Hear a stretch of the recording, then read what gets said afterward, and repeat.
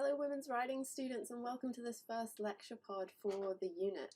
Today's lecture pod is going to kick off with our opening text, The Limerick Gloves, published in 1804 by Maria Edgeworth, and I'm going to be taking you through, I'll just flip through these slides. Over weeks 2 and 3 we're going to be reading this story, we're going to be studying it, analysing it quite closely, and I'm going to take you through two sort of overarching topics or themes in the text over weeks 2 and 3. So as you can see here on the slides, in week 2 we're going to be looking at allegories of political union, and I'll explain a little bit more about that in today's pod. And then in week 3 we're going to touch on some of the issues in the text around class and around race. For today, as we look at the allegories of political union, we're going to be touching on some issues around gender in the story as well.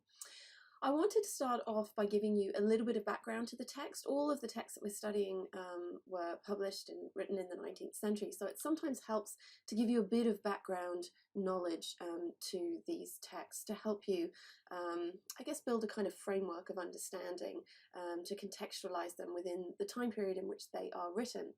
So again, if you take a look at the slide here, I've actually taken an excerpt from the preface that was used in the 1804 publication. The Limerick Gloves was just one of several stories that were published together in a title called Popular Tales. And Maria Edgeworth's father, who she often collaborated with in her writing, wrote the preface for this particular volume. And there's a little snippet here from that preface. He writes that the title of Popular Tales has been chosen not as a presumptuous and premature claim to popularity, but from the wish that they may be current beyond circles which are sometimes exclusively considered as polite. And that's a very long-winded and convoluted 19th century way of telling us that these stories were basically written for the working classes. In the 19th century, there was an emerging literate population within that kind of class group. And the indication is here that these stories are written in some ways for that particular group of people. And as we go on to think a bit more about this story, you'll see that also there's a sort of educative element to the story, that it's trying to teach that particular population something about morality or how to behave well. So that gives us a little bit of an insight to the story itself. And this kind of educative, this kind of moral indication is picked up by several of the critics. So Julia Wright, and you have this article in the Readings and Resources link on Views. Julia Wright talks about this, and it's worth having a look at some of the things that she says. So again, I've taken an extract from her article. Pitched at the newly literate popular classes, it offers a series of educational narratives in which stoic virtue and obedience are rewarded. Like most of her fiction, it is concerned with education, but unlike her novels, it is centrally concerned with the education of the lower classes. So that's what we were already beginning to pick up on in that preface by Edgeworth's father.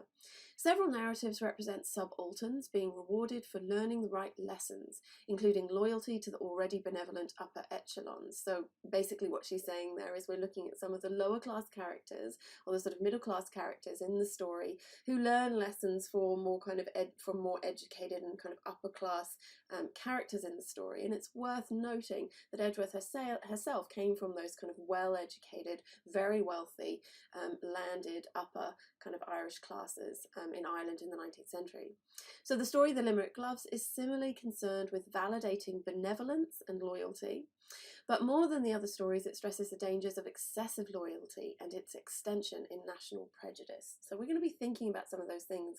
It's worth asking yourself the question, what is the excessive loyalty in the story? And what are some of the national prejudices that you're picking up on as you read the story too? One final context that it's worth noting when you're reading this story, particularly for what we're going to talk about in week 2, which is these allegories of political union, is to understand that those allegories, those symbols in the story of union, and much of them come through the idea of marriage, do have a kind of historical context. And that context, as you'll see from this slide, is what was called the Act of Union in 1801. And this slide kind of shows you a bit of the mapping of some of the consequences actually of that Act of Union. So for many centuries before 1800, Ireland in many ways was increasingly politically and economically being ruled by England from London. Much of the land in Ireland had already been conceded to, again, the kind of upper landed classes in England. So there already was a kind of colonisation of Ireland before even this Act of Union in 1801. But in 1801, there was an official act, an official legal, political, economic act that tied Ireland to the rest of the United Kingdom. And this had deep ramifications. You'll see from this timeline that it wasn't until 1920, after a lot of rebellion and uprisings by the majority Catholic population. It's worth noting that at this particular time in Ireland, you had an upper class Protestant, originally from England, kind of ruling class in Ireland, but in terms of population, they were actually in the minority. The Catholic native Irish classes were in the majority, but they didn't have control over the country. In the 1920s, all of that changes. As I say, after many subsequent uprisings and rebellions, Ireland retake political and economic control of the country, but there is a sort of payoff for this, and that is that the country is divided. You'll see that little orange segment there, which indicates that those 6 counties in the north of Ireland remained with the United Kingdom, while the rest of Ireland became the Republic of Ireland.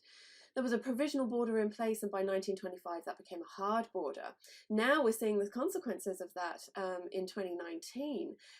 In the 1970s, the Republic of Ireland and the United Kingdom became part of the European Economic Community. And if any of you have been following the news from the UK around Brexit recently, you'll know that this is a particular problem now for Ireland, because the Republic of Ireland are remaining in the EU and the UK have voted to leave. And there's lots of questions now about what's going to happen to that border and to the peace processes that took so long to establish between the north and the south of Ireland. So deeply problematic. It's quite a complicated history, and I have glossed over it very, very quickly here to give you some context. If you want to learn more, there's a couple of great links that you can click onto. You can have a look at these slides in the views side, and you can click through into those links and learn a little bit more about this history to help you contextualize this particular story. But as I said, I want to talk about the idea of union being symbolized through marriage in the story. That this is a story which in many ways ends with an engagement and with a sort of upcoming marriage between an Irish man and an English woman. And this was not uncommon in these kinds of stories in the late 19th century. And many critics look at them and read them in terms of allegory, that this is a kind of big symbol of that act of union. So I want to think a little bit about that. First of all, it's worth reminding ourselves and clarifying actually what is an allegory, because I think sometimes it gets confused with symbolism. So let's have a look at this slide. What is an allegory? An allegory is a story in verse or prose with a double meaning, a primary or surface meaning and a secondary or under the surface meaning, often a political or moral meaning. The characters and action in an allegorical story thus often represent an abstract idea or event. So I guess the whole story is like a symbol of union. All of the characters, all of the action, all of the events are symbolizing, they're an allegory of union. When we talk about symbolism, we often talk about just one thing. What do the limerick gloves themselves symbolize? What might Mrs. Hill or Mr. Hill in the story symbolize? An allegory is where the entire story, all of its events and actions, are a kind of engaged symbol of an event. And in this case, we're thinking about this event as that act of union in 1801. It's also worth asking ourselves the question, what is the primary or surface meaning in the story, and then what is the secondary or under the surface meaning? We could say that the primary or surface meaning is that educational or moral narrative that we talked about earlier, that there is a moral lesson for some of the characters in this story, quite obvious morals, I think, about loyalty and about obedience, about national prejudice coming together in particular ways. But there's also a secondary or under the surface meaning. We could say that that secondary meaning is the allegory itself. The under the surface meaning is the meaning around political union. This isn't just a domestic marriage between an Irish man and an English woman. That symbolises the coming together politically of those countries. And we can see this at the end of the story. It is made pretty clear that that union exists, and that it is a coming together of two nationalities. We have a look at this little extract from the story. Mr. Marshall had the benevolent pleasure of reconciling the two families. The tanner and the glover of Hereford became, from bitter enemies, useful friends to each other, and they were convinced by experience that nothing could be more for their mutual advantage than to live in union. So again, the story itself uses that language. We can see that two people, two countries, have come together from being bitter enemies to being useful friends to each other. And it's clear that the story is advocating for the union of England and Ireland. And it's true that Maria Edgeworth didn't hide the fact that she was an advocate of union. Many people disagreed with this. And as you saw from that timeline, eventually Ireland broke away from the UK. But Maria Edgeworth was an advocate for this, and you can see this in the story. The story itself seems to advocate for union, the coming together of the two countries and the two nations, and it uses this kind of symbol of marriage to do that. And we can see some of the gender aspects of this in some of the 19th century satirical or political cartoons of the time. This image here is taken from a magazine called Punch, and they published lots of these kind of satirical political cartoons that told us something about what was going on at the time. And you can see these figures here. The lady sort of weeping into the shoulders of the man here is meant to be Ireland. You can see there from her sash it says Hibernia, which is another name for Ireland. And this kind of straight, upright, militant figure holding the sword of the law is England. And then you can see this very sort of almost ape-like figure here, quite horrifying. He's got anarchy written on the top of his hat. He's wielding rocks to throw. And the idea here, I guess, is that we've got sort of England here as the protector and saviour of Ireland, protecting Ireland from her own people, who are sort of barbaric and uncivilized. And we're going to look at some of those sort of racialized images in more detail in week 3. Mary Jean Corbett sums some of this up quite nicely for us in her article, which talks about Maria Edgeworth, but also another Irish writer, Sidney Owenson, who wrote similar stories. She says that these novels and these stories are centrally concerned with the question of how to set the relationship of Ireland and England after the Union on a new footing. Each novelist imagines that relationship as a merging or a marrying of separate and unequal entities, and creates a progressive plot for attaching Ireland to England. The closure that marriage performs in each text is meant to signify the opening up of a new intercultural alliance between England and Ireland, as well as the shutting down of a violent past. So we can sort of see that this story is trying to overcome cultural misunderstanding. It's trying to overcome the violence between England and Ireland of the past, and to bring these together usefully in union, and it uses the symbolism of marriage to do that. There's a couple of things worth noting though, and it's something that we'll begin to talk about in class. We don't have the traditional gender setup in this particular story. We have an Irish man wedding an English woman. Often it's the other way around in these stories, so we might want to think a little bit about this.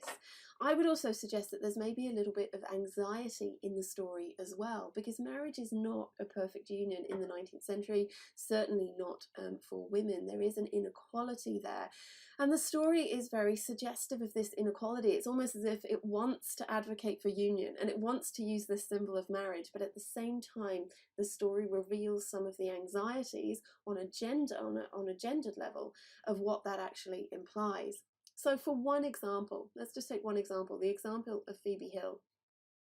Phoebe in the story is someone that clearly is not listened to. She's often effaced from the main action of the story, and yet she's a key part of the story because the union can only take place if she marries Brian O'Neill. But we can see that there's a very unequal relationship in the story. Phoebe seems to have no autonomy or agency or voice throughout the whole of the story, and we can see that this will be doubly compounded in her marriage. So while union is advocated for, the author seems to hold a certain level of anxiety around marital union, and in fact Edgeworth never chose to marry herself. Let's have a look at some quotations from the story which help to explain some of what I'm saying. So early on in the story, Phoebe is told to remove the limerick gloves that she is wearing, and she's told that she cannot go to the ball that Brian O'Neill is holding. And much of this comes from the patriarch of the family, Mr. Hill. He says, "When I order a thing, it must be done." and no concession is given, no conversation is had with Phoebe. He's a clear kind of patriarch of the family. When I order a thing, it must be done. Even Phoebe's mother does not kind of engage with her in conversation. They do not talk to her about what's really going on. They simply tell her what's happening, and they tell her what she should or shouldn't do. So, for example, when Mrs. Hill is trying to explain why she can't go to the ball, after running this speech glibly off, Mrs. Hill, without waiting to hear a syllable from poor Phoebe, trotted off in search of her consort. So she's running off to find her husband to say, well, I think she should be allowed to go to the ball. He then says no. But again, without waiting to hear a syllable from poor Phoebe. Again, Phoebe doesn't have a voice. Phoebe has no agency. She has no way to kind of control or direct her own life. And even within marriage, Brian O'Neill comes across as a deeply sympathetic character in the story. But at the same time, when he sort of proposes to Phoebe or indicates his liking of her, he recognizes her parents are initially against the idea of them coming together. And he says the more contrary they are, the more they go against this, the more pride and joy it would give me to win you and to wear you in spite of them all. And again, think of that image, to win you and to wear you, as if she's a sort of brooch or a pair of gloves which you put on, that you own, that you possess. So within this idea of marriage, within this idea of political union, within this idea of marital union, there are sort of two competing forces in the story. One that wants to advocate for union between Ireland and England, but one which raises serious issues around marriage and the inequality of marriage in the 19th century. So these are some of the things that we're going to talk about in class, and I look forward to meeting you very soon.